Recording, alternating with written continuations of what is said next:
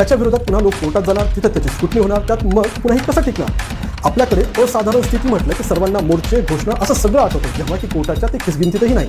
त्यांच्या दृष्टीने ते फक्त नोकरी धंद्याची असाधारण स्थिती बघतायत आणि त्यात मराठ्यांना पुरेसं प्रतिनिधित्व असल्याचं गायकवाड कमिशनच्याच माहितीवर कोर्टानं म्हटलंय.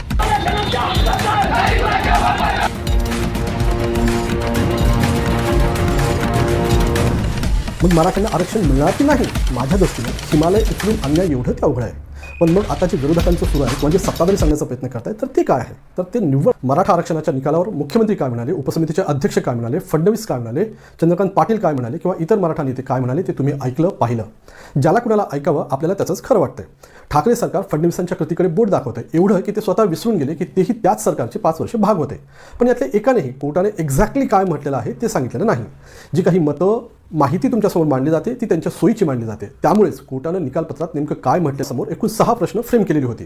त्यांची उत्तरं म्हणजेच हा निकाल आहे. त्यातला पहिला प्रश्न, मराठ्यांना आरक्षण देण्यासाठी एक्स्ट्राऑर्डनरी बाजाला 50% आरक्षणाची मर्यादा ओलांडून आरक्षण द्यावं अशी कुठलीच एक्स्ट्राऑर्डनरी परिस्थिती नाही.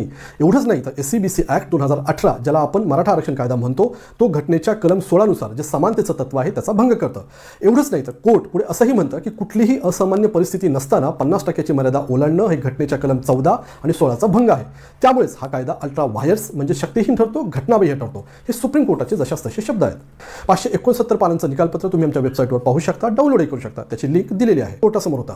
सरकारी नोकऱ्यांमध्ये मराठ्यांचं पुरेसं प्रतिनिधित्व A, B, C आणि D या 4ही क्लासमध्ये मराठ्यांचं नोकरीतलं प्रतिनिधित्व पुरेसं असून ते समाधानकारक आहे.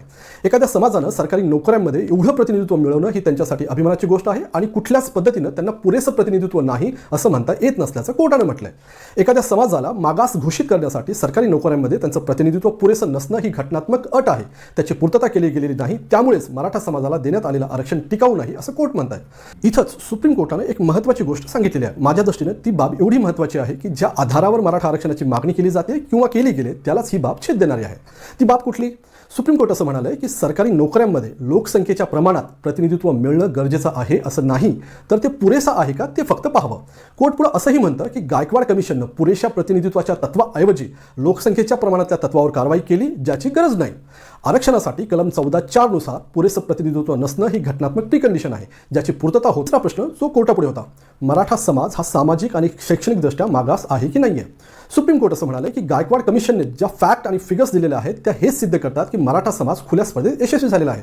इंजिनिअरिंग आणि मेडिकल आणि पोस्ट ग्रॅज्युएशनमध्ये त्यांना प्रवेश मिळालेला आहे आणि त्यांचं प्रमाण दुर्लक्षित करण्यासारखं नाही. कोर्टानं पुढे अशीही नोंद घेतली जी अत्यंत महत्त्वाची आहे.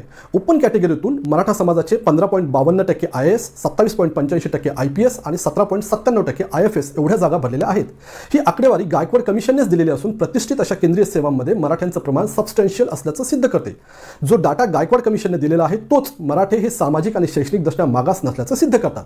मराठ्यांना मागास ठरवण्यासाठी गायकवाड कमिशननं ज्या मार्किंग सिस्टीमचा आधार घेतलाय तो पुरेसा नसल्याचंही कोर्टानं स्पष्ट केलंय. चौथा प्रश्न जो कोर्टासमोर होता, इंदिरा स्वानी खटल्याचा पुनर्विचार का केला जाऊ नये? हा तोच खटला आहे ज्याच्यामुळे आरक्षणाची 50% मर्यादा अस्तित्वात आली. आरक्षणाची मागणी करणाऱ्या याचिकाकर्त्यांनी ह्या केसचा पुनर्विचार करावा अशी मागणी कोर्टाकडे केली होती. त्यावर सुप्रीम कोर्ट असं म्हणतं की त्याची खरंच गरज वाटत नाही, कारण 9 जजेसच्या बेंचनं इंदिरा स्वानी खटल्यात 50% आरक्षणाची मर्यादा घालून दिली. अनेक खटल्यांचा निकाल देताना ही मर्यादा पाळली गेली, ती आता स्वीकारलीही गेली. त्यामुळेच ना इंदिरा स्वानी खटल्याचा पुनर्विचार करणं गरजेचं आहे ना त्याला आणखी मोठ्या बेंचकडे रेफर करण्याची गरज आहे. असाधारण स्थितीमध्ये ती मर्यादा ओलांडता येते, पण त्यासाठी प्रचंड जागरूक राहणं गरजेचं आहे. सुप्रीम कोर्टानं इथंच एक मत नोंदवलंय की 50%ची मर्यादा ओलांडणं हा स्लिपरी रोप आहे. 5वा, ज्याच्यावर राज्यात खूप मतमतांतर आहेत, राज्यांना एखादी जात SCBCत मागास ठरवण्याचा अधिकार आहे की नाहीये? सुप्रीम कोर्टानं 3 विरुद्ध 2 अशा मतांनी राज्यांना हा अधिकार नसल्याचं म्हटलंय. 102व्या घटनादुरुस्तीनंतर राज्यांना SCBC म्हणजे सामाजिक आणि शैक्षणिक मागास आयडेंटिफाय करण्याचा अधिकार नाही असं स्पष्ट म्हटलंय. कोर्ट असं म्हणतं की घटनेच्या कलम 338(ब) आणि कलम 342(अ) नुसार SCBCत कुणाला टाकायचं कुणाला काढायचं याचा अंतिम अधिकार हा राष्ट्रपतींकडे आहे. त्यात काही बदल करायचे असल्यास त्याचा अधिकार संसदेकडे आहे. राज्य त्यांच्याकडे अस्तित्वात असलेल्या यंत्रणेच्या माध्यमातून किंवा घटनात्मक कमिशन करून राष्ट्रपतीला विनंती करू शकतात. 102वी घटना दुरुस्ती वैध असल्याचंही 5 जजेसच्या पीठानं एकमतानं सांगितलं आहे. एक गोष्ट इथं सांगितली पाहिजे, सुप्रीम कोर्टानं हे स्पष्ट सांगितलं आहे की SCBC वगळता कलम 15 आणि 16 अंतर्गत एखाद्या जातीला आरक्षण देण्याचा पूर्ण अधिकार राज्यांना आहे. पण SC आरक्षणावर सुप्रीम कोर्टाचा स्वतःचं मत जजेसच्या शब्दांमध्ये जशास तसं सांगण्याचा मी प्रयत्न केला आहे। मग यानंतर आता प्रश्न पडू शकतो की मराठा आरक्षणाचे सर्व दरवाजे आता बंद झालेत का? तर त्याचं उत्तर सोपं आहे, नाही। मराठा आरक्षणाचे दरवाजे बंद झालेले नाहीत। चंद्रकांत पाटील म्हणाले तसं तुम्ही रिव्ह्यू पिटिशन दाखल करू शकता, फडणवीस म्हणाले तसं तुम्ही परत मागास आयोग निर्माण करून राष्ट्रपतींना विनंती करू शकता, संसदेतल्या प्रक्रियेसाठी मुख्यमंत्री मोदींना हात जोडू शकता। पण हे सगळं मी सांगतोय तेवढं सोपं आहे का? तर नक्कीच नाही।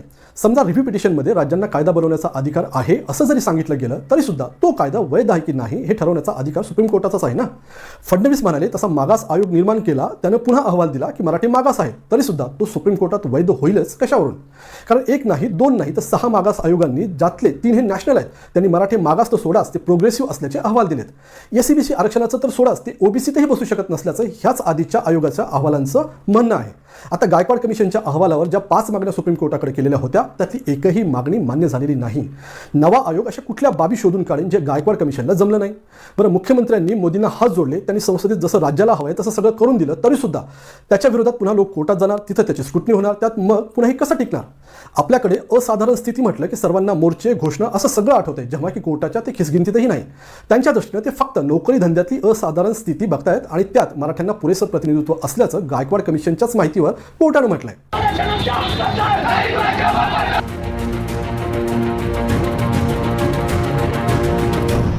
मग मराठ्यांना आरक्षण मिळणार की नाही? माझ्या दृष्टीनं हिमालय उचलून आणण्या एवढं ते अवघड आहे। पण मग आता जे विरोधकांचं सुरू आहे किंवा जे सत्ताधारी सांगण्याचा प्रयत्न करतायत तर ते काय आहे? तर ते निव्वळ राजकारण आहे।